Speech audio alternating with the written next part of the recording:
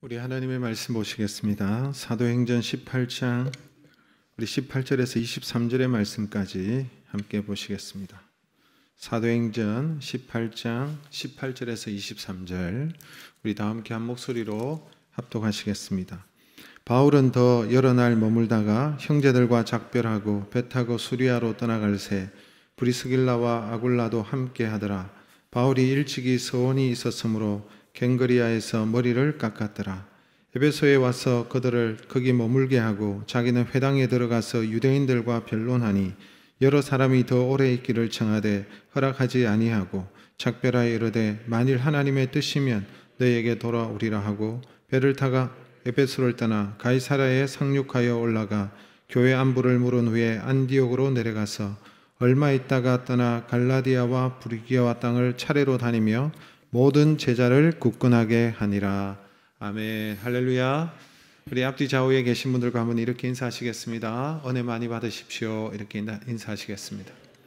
은혜 많이 받으십시오. 네, 가정에서 영상으로 예배를 드리는 우리 성도님들도 가족과 함께 그렇게 인사하시면 좋겠습니다.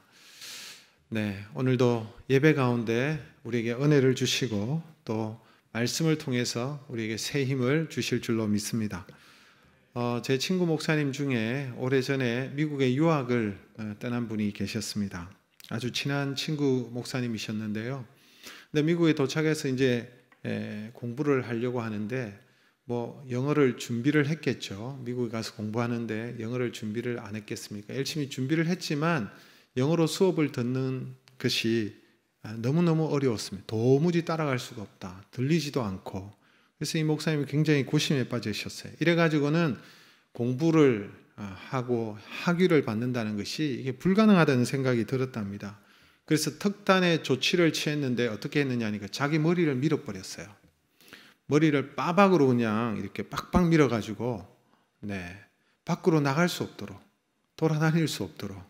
근데 사실은 자녀들도 있고요. 또 다 있는데 결혼하고 유학을 갔기 때문에 그래서 도서관에서 정말 학위를 마치는 그날까지 정말 도서관에서 살다시피 했다고 합니다. 그래서 결국은 공부를 잘 마무리하고 학위를 받고 한국에 돌아와서 목회를 잘하고 계십니다. 오해하지 마십시오. 저가 아닙니다.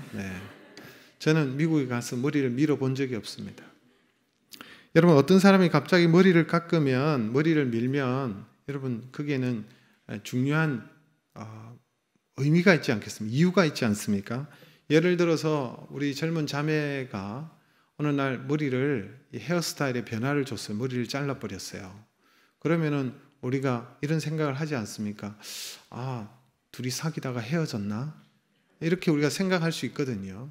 남자들이 머리를 깎을 경우에도 군대를 가면 이제 머리를 깎죠. 머리를 깎고 또 아니면 과거의 지난날의 일을 다 이제 잊고 새로운 출발을 하겠다. 어떤 결심이 생겼을 때에 이 심정에 큰 변화가 있을 때에 머리를 깎는다든지 그렇게 하는 경우들을 볼 수가 있습니다. 그런데 오늘 성경을 보니까 바울이 머리를 깎는 내용이 오늘 본문에 나타났습니다. 여러분 읽어보시는 가운데 아셨어요? 머리를 깎는 사건이 나오는 거예요. 오늘부터 다시 이제 사도행전 내용으로 다시 돌아가서 말씀을 보기를 원하는데 이 사도 바울이 머리를 깎은 이 사건은 사도 바울이 제2차 선교여행을 거의 끝날 무렵에 머리를 깎는 내용이 나옵니다. 여러분 2차 선교여행, 바울의 2차 선교여행의 과정을 여러분 기억이 나십니까? 머리에 다 떠오르시죠? 다 아시겠지만 이제 지도를 통해서 한번 보시겠습니다.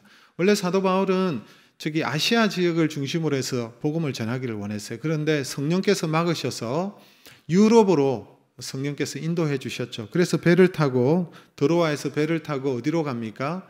빌립보라는 곳으로 가서 복음을 전하죠.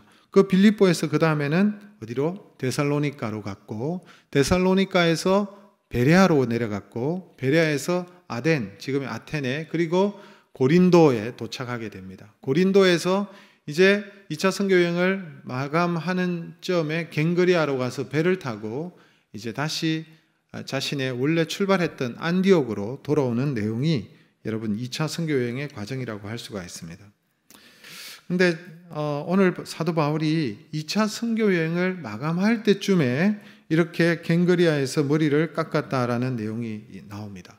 여러분, 바울이 머리 깎는 것이 뭐 중요합니까? 우리도 뭐 이발도 하고 다 하는데 머리 깎는 것이 뭐가 중요하다고 성경에 이렇게 기록했을까요? 단순히 이발한 것은 아닙니다. 왜 사도 바울이 고린도를 나오면서 이렇게 2차 선교 여행을 마치면서 머리를 깎았느냐? 오늘 그 이유를 우리가 한번 살펴보고 함께 은혜 받기를 원하는 거예요. 오늘 성경에 보면 한 가지 힌트를 줍니다. 하나님 앞에 서원을 하였기 때문에 머리를 깎았다는 거예요. 여러분, 사도행전 18장 18절 말씀을 다시 한번 읽어볼까요? 같이 읽습니다. 바울이 일찍이 서원이 있었으므로 갱거리아에서 머리를 깎았더라. 여러분, 바울이 머리를 깎은 이유는 서원과 관련이 있다는 거예요. 이 서원이라는 것은 하나님께 약속하는 것을 의미하는 것입니다. 어떤 일, 어떤 목적을 이루기 위해서 하나님께 헌신을 약속하죠. 그래서 하나님 앞에 시간을 드린다든지 하나님 앞에 물질을 드린다든지 아니면 어떤 헌신을 할 때에 하나님 앞에서 이렇게 서원하고 약속하는 그런 경우들이 있습니다. 성경에 보면 이 서원은 나실린, 여러분 나실린 들어보셨죠? 구약에 보면 나실린이라는 제도가 있었어요. 나실린이라는 의미는 히브리어 단어로 나자르라는 건데 이것은 거룩하여 구별하여 드린다는 의미를 가지고 있습니다. 구별해서 드린다. 누구에게? 하나님 앞에 드리는 의미를 가지고 있는 것이죠. 여러분, 나면서부터 나실린이 있었어요. 우리 구약에 보면 사사시대에 보면 뭐 삼손 같은 사람, 사무엘 같은 사람, 이런 사람들은 평생 나실린이죠. 그 제사장도 마찬가지였습니다. 레위지파도 구별되어져서 하나님의 성전을 섬기게 했고 제사장은 여러분 제사를 지내는 일에 하나님 앞에 나아가는 일에 구별되고 헌신되어졌잖아요. 이렇게 여러분 나실린들은 이렇게 구별되는데요. 또 나실린 가운데 이렇게 평생 아니면 뭐 레위지파가 아니더라도 여러분 일정한 기간에 자신을 드리는 경우들이 있었습니다. 일정한 기간, 시간을 정해놓고 어떤 일을 위해서 자신을 드리는 그런 한시적인 그런 기간을 정해놓은 그런 나실린 이런 제도가 있었습니다. 이렇게 나실린으로서 서원을 하게 되면은 뭐 포도주나 독주를 마시지 않고요. 그 다음에 또 부정한 것을 만지지 않고 뭐 시체를 만지지 않는다든지 그리고 또 중요한 특징이 하나 있었는데 이 나실린 서원을 하면 머리를 더 이상 깎지 않습니다. 머리가 계속 자라겠죠. 여러분 보통 서원을 하게 되면 이 서원의 기간이 끝날 때쯤 돼서 이 머리카락을 자르는 그런 경우들을 가집니다. 하나님께 약속한 것을 다 지켰을 때 그 정표로 자신의 서원을 마치는 날 자신의 머리를 자르는 거예요. 머리털을 자르는 거예요. 여러분 민수기 6장 18절의 말씀을 같이 한번 읽어볼까요?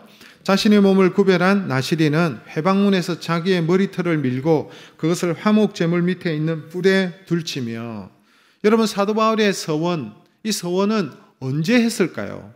오늘 본문에 보니까 일찍이 서원이 있었으므로 그래서 서원이 꽤 오래전에 서원을 한 내용이 있었다는 것입니다. 사도 바울이 서원할 일이 뭐 특별할 게 있겠습니까? 사도 바울이 서원을 한 것은 우리가 추측해 보면 이런 걸 것입니다. 그가 안디옥을 출발해서 제2차 두 번째 선교 여행을 떠나면서 하나님 앞에 약속했을 것이라고 추정할 수 있습니다. 하나님, 제가 이제 선교 여행을 떠납니다. 또 어떤 지역을 가게 될지 알지 못하지만 하나님의 인도하심을 따라서 하나님 그곳에서 복음을 전할 때에 하나님 놀라운 역사가 일어나게 해 주십시오. 저를 구별하여 하나님 앞에 드립니다. 하나님 무사히 돌아오게 하여 주시고 이 선교 여행에 많은 열매가 있게 해 주십시오. 자신을 하나님 앞에 드리면서 약속을 했을 것입니다. 여러분 서원한다는 것은 굉장히 중요한 의미를 가지고 있습니다. 왜냐하니까 사람은 나약하고 연약하기 때문에 여러분 쉽게 적당히 넘어가거나 여러분 쉽게 무너지거나 아니면은 게을러지기가 쉬운 것이지 않겠습니까? 그래서 서원한다는 것은 중요한 거예요. 각오를 한다, 결단한다, 결심한다 하나님 앞에서. 결심하고는 이제 여러분 머리를 자르지 않는 거예요. 머리가 이제 길러오고 행동을 보니까 사람들이 봐도 저 사람은 하나님 앞에 서원을 했구나라는 것이 드러나게 되는 것이죠. 그래서 자신을 구별하여서 그 약속한 시간과 일정 가운데 하나님 앞에 헌신한 것을 지켜나가는 것입니다. 그렇지 않으면 여러분 사람이 쉽게 포기하고 그것을 또 놓아버리고 할 수 있기 때문에. 그래서 사도 바울은 하나님 앞에 서원을 하였고 그 서원 약속을 지킨 것입니다. 그 약속을 지키고 난 이후에 기한이 다했을 때 여러분 자르지 않고 길었던 그 머리를 오늘 깎는 것을 말하는 거예요. 여러분, 이것을 보면 사도 바울은 어떤 사람입니까? 하나님 앞에서 굉장히 신실한 사람이라는 것을 알 수가 있습니다. 그에게 중요한 일은 일이 되고 일이 잘 되고 안 되고 이게 문제가 아니고, 사람이 나를 알아주고 안 알아주고가 아니고, 내가 성공하고 안 하고 이게 중요한 것이 아니라, 그에게 중요한 것은 하나님과의 약속을 지키려고 했다는 거예요. 하나님의 약속을 지켰다는 것입니다. 즉 하나님께서 하나님 앞에서 신실하려고 했다는 거예요. 그래서 그는 오늘 서원을 지키고 머리를 깎은 것을 보게 되는 것입니다. 오늘 이 사도 바울의 모습을 통해서 우리에게 주는 교훈이 큽니다. 오늘 우리의 문제가 무엇입니까? 우리는 약속을 너무나도 쉽게 남발합니다. 그리고 그 약속을 했으면 지켜야 되는데 지키지 않는 경우들이 얼마나 많은지 모릅니다. 그 순간의 위기를 모면하기 위해서 마음에도 없는 약속을 하기도 하고, 아니면 자신의 목적을 이루고 어떤 자신의 유익을 위해서 약속을 하지요. 근데 시간이 조금만 지나면 그 시간과 함께 약속도 날아가 버리는 거예요. 그러면서도 아무 가책 없이 살아가는 경우들이 얼마나 많은지 모릅니다. 예수 믿는 사람들도 이런 모습이 있습니다. 물질 문제 때문에, 인간관계 문제 때문에, 여러 가지 문제 때문에 성도들 간에 약속을 많이 하는데요. 여러분, 저는 교회 안에서 이걸 봅니다. 물질 때문에, 주고받는 어떤 이것 때문에 급하니까 빌리기도 하고 뭐 이런 경우들이 있죠. 그래서 제발 성도님들 사이에 이런 물질적이고 이런 것들을 좀 하지 마시라 이런 얘기를 해도 그게 잘 안 되더라고요. 그런데 약속을 했으면 돌려줘야 되는데 나중에 보니까 돌려주지 않는 경우들도 생기고요. 교회 안에 문제가 생기고, 그래서 여러분 교회를 떠나고 이런 경우들을 우리가 보지 않습니까?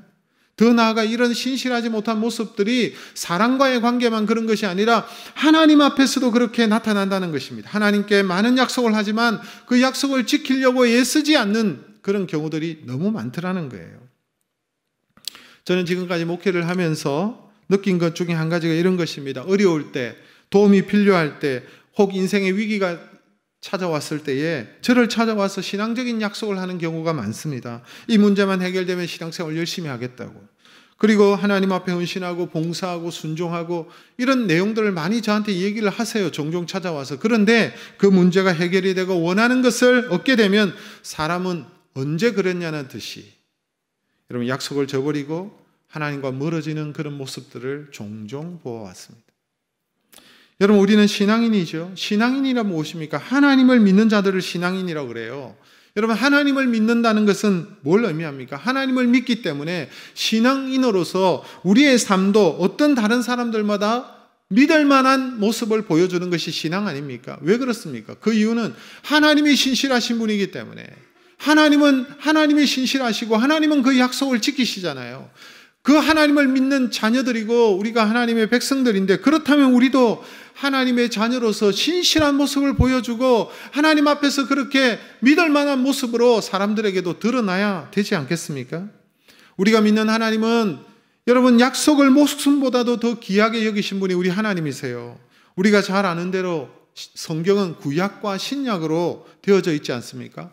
구약, 신약 할 때 그 약은 무슨 말입니까? 약속이라는 말이에요. 구약도 약속이고 신약도 약속이에요. 그 하나님께서 우리에게 약속해 주신 그 약속의 말씀이 성경입니다. 그래서 그 약속의 말씀을 붙잡고 우리가 믿음으로 살아가는 것이죠. 하나님께서 이 세상을 구원하시기 위해서 메시아를 보내시겠다 약속하셨고, 그 약속대로 정말로 예수 그리스도를 우리에게 이 땅에 보내주시잖아요. 약속대로 예수님께서 십자가를 지시고 여러분 목숨을 아낌없이 우리를 위하여 주셨고, 그 약속대로 예수님께서는 죽음을 이기시고 부활하셔서 우리에게 영생을 주셨고, 그리고 마지막 때의 약속을 따라서 이 땅에 다시 오실 것이기 때문에 우리가 믿음을 붙잡고 우리가 다시 오실 그 주님을 바라보며 믿음으로 살아가는 줄로 믿습니다. 다 약속이에요. 다 약속. 여러분, 사도행전 13장 23절의 말씀 우리 같이 읽겠습니다. 하나님이 약속하신 대로 이 사람의 후손에서 이스라엘을 위하여 구주를 세우셨으니 곧 예수라. 여러분, 약속대로라고 말씀하고 있는 거예요. 사랑하는 성도 여러분, 예수 믿는 것이 무엇입니까? 그것은 다른 것이 아니라 하나님의 약속을 믿는 것입니다. 그 약속을 믿기에 우리도 약속을 지키려고 노력하며 살아가야 되는 것이죠. 베드로후서 3장 13절 말씀 같이 읽습니다. 우리는 그의 약속대로 의가 있는 곳인 새하늘과 새 땅을 바라보도다.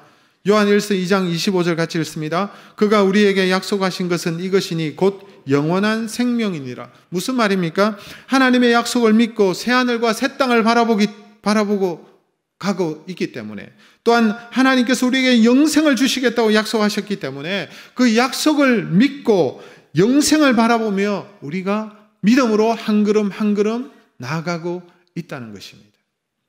여러분, 우리가 기도하는 이유가 무엇입니까? 하나님께서 우리에게 약속해 주셨기 때문에 그래요. 그 약속해 주셨기 때문에 기도하는 것이죠. 너희가 내 이름으로 무엇이든지 구하면 내가 무엇하리라? 시행하리라. 우리 예수님 약속하셨잖아요. 요한복음 14장 13절에 그 약속을 믿기 때문에, 우리에게 응답하신다고 약속하셨기 때문에 그것을 믿고 우리가 간구하고 기도하는 것입니다. 그런 약속이 없다면 우리가 왜 기도하겠어요?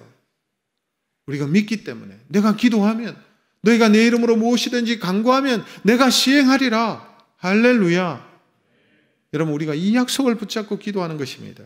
사랑하는 성도 여러분, 우리가 정말로 하나님을 믿는 신앙인이라면 우리도 하나님을 닮아서 약속에 신실한 사람이 되어야 되는 것입니다. 사람들에게 약속하셨습니까? 그러면 힘들어도 지키려고 노력하십시오. 약속해놓고 약속을 지키지 않으면 안 되는 거예요. 여러분, 가족들에게 한 약속이 있으십니까? 공수표 남발하지 마시고 여러분 그 약속을 지키십시오. 아내에게 한 약속, 남편에게 한 약속, 자녀에게 한 약속, 그 약속을 지켜야 되는 것이죠. 하나님께 약속한 것이 있습니까? 물론 그것을 우리가 다 못 지킨다고 해서 하나님께서 우리를 벌하시고 망하게 하시고 우리를 죽이시고, 하나님 그렇게 하시지는 않습니다. 우리 하나님 우리의 연약함을 아시죠. 우리가 진토임을 아시죠. 그럼에도 불구하고 하나님께 한 약속을 우리는 너무나도 가볍게 여기면 안 된다는 거예요. 하나님께 한 약속을 지키려고 예를 써야 되는 것입니다. 이게 믿음의 신앙인의 자세예요. 오늘 제가 막 열을 내가지고 약속 지키라고 지금 신실하게 약속 지켜야 되지 않겠냐고 이렇게 얘기를 하니까 여러분 듣기 싫은 분들도 계실 거예요. 오늘 목사님 왜 저러시나. 그런데 별로 안 좋아하시는 분들이 계실지 몰라도 제가 오늘 이렇게 설교를 하니까 하나님께서 기뻐하시는 것 같아요. 오늘 일부 예배 설교하고 보니까 성도들에게 복 받으십시오. 하나님께서 축복하실 것입니다. 하나님 여러분 사랑하십니다. 하나님은 여러분을 긍휼히 여기십니다. 이런 말을 하면 아멘 이렇게 하는데 약속 지키라고 하면 노멘 이렇게 하시는 분들이 계실지 모르겠습니다. 그러나 하나님은 기뻐하시는 거예요. 왜냐하니까 하나님도 우리가 신실한 사람 되기를 원하시는 거거든요. 여러분, 하나님께 한 약속을 가볍게 여기지 마시고요, 지키려고 애를 써야 돼요. 우리가 연초에 하나님 앞에 약속 많이 하잖아요. 연초에 하나님 내가 정말 예배자가 되겠습니다, 이렇게 하나님 앞에 예배하는 일에 힘쓰겠다고 그렇게 하나님 앞에 결심하고 결단했다면 내가 생명 걸고 예배를 드려야죠. 생명을 걸고 여러분 예배를 하나님 앞에 드리려고 노력해야 되죠. 우리가 하나님 내가 물질 생활 잘 하겠습니다, 물질의 노예로 살지 않겠습니다, 하나님 앞에 헌신하겠습니다, 그러면 지키시기를 바랍니다. 여러분, 하나님 앞에 내가 거룩한 삶을 살겠습니다, 이전의 모든 제약들을 하나님 벗어나서 나를 구별하여 거룩하고 성결한 삶을 살겠습니다 라고 얘기하신 분들은 여러분 하나님 앞에 회개하고 정말 구별하게 성결되게 사셔야 되는 거예요. 하나님 앞에 봉사하겠다고, 하나님 앞에 헌신하겠다고 약속하셨다면 말로만 끝내면 안 되고요, 그 약속을 지켜야 진정한 성도인 것입니다. 오늘 사도 바울의 편지를 보면요, 교회를 향한 인사하는 내용이 늘 동일해요. 비슷해요. 오늘 여러분 에베소서 1장 1절을 한번 같이 읽어볼까요? 같이 읽습니다. 하나님의 뜻으로 말미암아 그리스도 예수의 사도된 바울은 에베소에 있는 성도들과 그리스도 예수 안에 있는 신실한 자들에게 편지하노니, 여러분 에베소에 있는 성도들 이렇게 표현해 놓고 그 사람들은 어떤 사람이냐? 신실한 사람이다 이렇게 말하고 있어요. 골로새도 마찬가지입니다. 골로새서 1장 2절 말씀 또 읽어보겠습니다. 골로새에 있는 성도들 곧 그리스도 안에서 신실한 형제들에게 편지하노니 우리 아버지 하나님으로부터 은혜와 평강이 너에게 있을지어다. 골로새에 있는 성도들은 어떻다는 거예요? 어떠한 사람이다?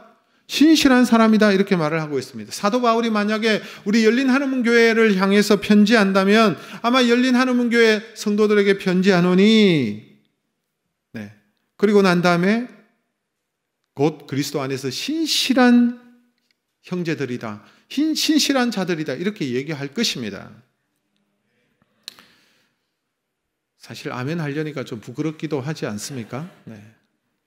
우리가 부끄럽지 않은 신실한 하나님의 사람들이 되어야 되는 것입니다. 하나님께서 신실하신 하나님이시기 때문에, 약속을 신실하게 지키시는 분이시기 때문에, 여러분 우리가 믿는 자이기 때문에 하나님 앞에 약속도 하고 서원 기도가 할 때가 많습니다. 근데 여러분 만약에 하나님 앞에 한 번도 서원하거나 한 번도 하나님 앞에 약속하지 않는 분이 계시다면 여러분 이것도 큰 문제입니다. 어떻게 신앙생활하면서 어떻게 하나님 앞에 한 번도 약속도 안 하고 하나님 앞에 서원조차도 한 번도 안 한단 말입니까? 문제가 있는 거예요. 여러분 하나님께서 베풀어 주신 그 은혜를 생각하면 그 은혜에 대한 보답으로 하나님 앞에 서원할 수 있어야 되는 거예요.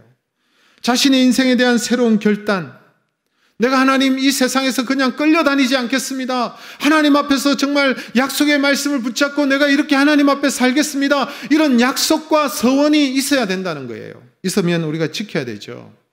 그런데 대부분 우리의 서원은 이기적일 때가 굉장히 많아요. 하나님 제가 이렇게 할 테니까요. 이렇게 해주세요. 하나님 앞에 약속하면서 항상 단서를 붙이죠. 하나님 저 이렇게 해주시면 이렇게 하겠습니다. 이기적이죠. 근데요, 사실은 서원을 할 때 이렇게 해도 저는 괜찮다고 생각합니다. 이렇게라도 서원하십시오. 그 하나님께서 이렇게 서원하고 내가 약속하고 하나님 앞에 이렇게 살겠습니다 할 때 하나님 기뻐하시고 은혜를 주신다고 저는 믿습니다.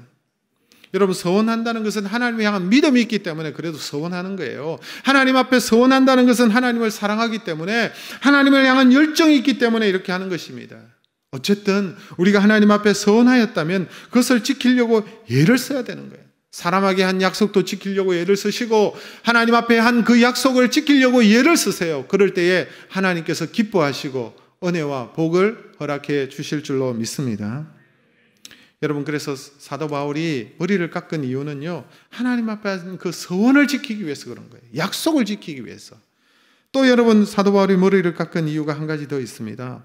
머리를 깎고 난 다음에 사도 바울의 모습을 보면 그가 왜 머리를 깎았는지 알 수 있어요. 여러분 사도 바울이 머리를 깎고 난 다음에 이 고린도, 이 유럽 지역을 이제 벗어나서 다시 여러분 돌아오는 길에 어디에 들렀느냐 하니까 에베소라는 지역에 들렀습니다. 원래 사도 바울이 소아시아 지역을 여러분 복음을 전하기를 원했는데 그 가운데 대표적인 도시가 에베소잖아요. 근데 돌아가는 길에 에베소라는 곳을 거쳤습니다. 근데 에베소에서 복음을 전했는데요, 정말 많은 열매들이 있었던 것 같습니다. 사역이 매우 성공적이었어요. 그래서 세워진 교회가 부흥을 했고 매우 안정적인 모습을 띠게 되었습니다. 그리고 이 에베소에 있는 성도들도 바울을 매우 존경하고 사랑했습니다. 그래서인지 사람들이 사도 바울이 계속해서 이 에베소 지역에 남아서 가르치고 목회를 해주기를 원했죠. 그러나 사도 바울은 안정된 에베소를 떠납니다. 그리고 그가 처음 선교사로 파송받고 출발했던 그 출발지, 그 안디옥이라는 곳으로 다시 돌아가죠. 그 장면이 오늘 본문에 나타납니다. 20절에서 22절 말씀 같이 한번 읽겠습니다. 여러 사람이 더 오래 있기를 청하되 허락하지 아니하고 작별하여 이르되 만일 하나님의 뜻이면 너희에게 돌아오리라 하고 배를 타고 에베소를 떠나 가이사랴에 상륙하여 올라가 교회 안부를 물은 후에 안디옥으로 내려가서, 안디옥으로 내려갔다는 말의 의미가 무슨 말입니까? 그가 처음 선교사 파송을 받은 것이 안디옥입니다. 처음에는 여러분 이 안디옥, 수리아 안디옥이라는 이 지역에서 바나바와 함께 목회를 하다가 성령 하나님의 인도하심을 받아서 그들을 따로 구별하여서 선교사로 파송하고 떠나게 되었습니다. 그래서 1차 선교 여행을 마치고 난 다음에 여러분 다시 안디옥으로 돌아가죠. 안디옥에 돌아가서 회복을 하고 난 다음에 다시 2차 선교 여행을 떠나게 됩니다. 2차 선교 여행을 떠나고 다시 돌아가는 내용이 오늘 본문의 내용이에요. 다시 안디옥으로 돌아갔다라는 것이죠. 여러분 이 안디옥이라는 것은 어떤 곳인가요? 그리고 여기서 다시 회복하고 난 뒤에 또 다시 3차 전도 여행을 떠나거든요. 선교 여행을 떠나는데 이 안디옥은 이 사도 바울이 처음 결심하고 처음 헌신한 곳입니다. 그래서 여러분 자신의 첫 마음과 첫 결심이 있었고 여기에서 처음으로 파송을 받았고 이렇게 떠나간 곳이 안디옥인데 이 안디옥이라는 교회로 다시 돌아가기만 하면 그가 가졌던 그 첫 마음과 그 첫 결심과 그 첫 사랑과 그 첫 뜻을 여러분 다시 확인하고 회복하는 자리가 바로 이 안디옥이라는 곳이에요. 사실 사도 바울은 개인적으로 이 에베소라는 곳에서 안정되게 목회를 할 수 있었을 것입니다. 여러분 분위기가 좋았습니다. 부흥의 역사가 일어났습니다. 이미 하나님과의 했던 그 서원의 기간도 끝이 났잖아요. 그래서 머리를 깎았잖아요. 그 서원한 기간도 끝이 났습니다. 그리고 교회가 부흥하기 시작했습니다. 그리고 성도들도 자기가 필요했습니다. 그러면서 요청도 있었습니다. 그럼에도 불구하고 사도 바울은 에베소라는 이 지역을 떠나고 또 다른 선교 여행을 위해서 안디옥으로 자신을 파송해 주었던 교회로 다시 돌아갔던 것입니다. 그 이유는 하나님께서 자신이 주신 그 사명을 다 이루기 위해서는 절대로 현실에 안주하지 않겠다는 것입니다. 가던 길을 절대로 멈추지 않겠다는 결심이 있었습니다. 그 결심으로 고린도를 나오면서 갱그리아에서 머리를 깎았습니다. 그 결심으로 여러분 머리를 깎고 난 다음에 2차 선교여행을 통해서 하나님께서 베풀어 주신 그 2차 선교여행을 정리하고 여러분 다시 안디옥으로 돌아간 것이죠. 그는 2차 선교여행을 통해서 많은 것을 경험했습니다. 선교는 내가 주도하는 것이 아니고 내 계획대로 되는 것이 아니라 성령 하나님께서 이끌어 가시는 것이 선교구나. 이것을 깨닫고 빌립보에 들어갔을 때 빌립보 감옥에 갇히고 기적의 역사가 일어나고 기적도 체험하고 데살로니가에서 여러분 핍박과 어려움과 환난을 만나기도 하고 도망 나와서 여러분 아덴이란 지역에 가기도 하고 아덴에서 나와서 고린도라는 지역에 내려가서 여러분 복음을 전하고 많은 열매도 맺고 그런 많은 경험들을 하였지만 그가 여러분 다시 한번 결심하고 다시 한번 결단하는 부분이 있었다는 거예요. 그 결심이 무엇입니까? 그것은 주님을 향한 첫 마음을 버리지 않겠다는 것, 주님께서 주신 사명을 향하여 그 첫 마음을 잃지 않겠다는 것, 늘 선교사로서 처음 파송받았을 때의 그 마음으로 돌아가겠다는 것, 이것이 여러분 사도 바울의 여러분 결심이고 결단이었다는 것입니다. 이후에 사도 바울은 한평생 이 첫 마음을 잃지 않기 위해서 노력하였습니다. 나중에 여러분 사도 바울이 3차 전도 여행을 떠나고 많은 또 열매를 거두고 돌아가는 길에 또 에베소라는 지역에 들리게 되죠. 그 에베소에 들렸을 때에 이 에베소에 세워진 장로님들이 사도 바울이 여러분 예루살렘으로 가는 것을 극구 말렸습니다.